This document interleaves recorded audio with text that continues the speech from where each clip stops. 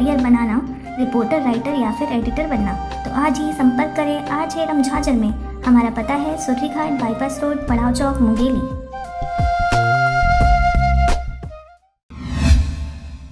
नमस्कार, आप देख रहे हैं आरजे रमझाझर और मैं हूं पुखराज सिंह। लगातार बेमौसम बरसात से उपार्जन केंद्रों में फड़ प्रभारियों की लापरवाही थमने का नाम नहीं ले रही है।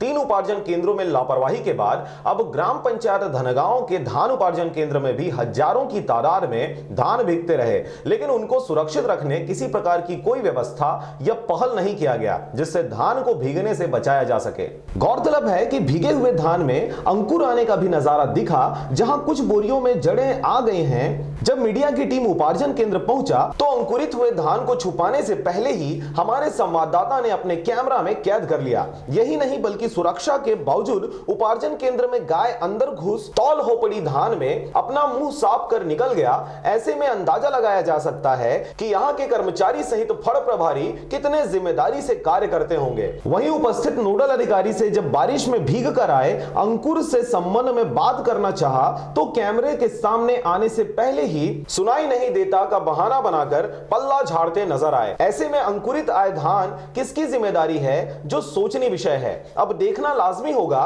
कि धान की बोरियों में अंकुर आने से किस तरह की कार्रवाई की जाएगी या यूं ही हल्के में ले छोड़ दिया जाएगा। बलौदा बाजार से राजू निराला के साथ ब्यूरो रिपोर्ट RJ रमझाझर।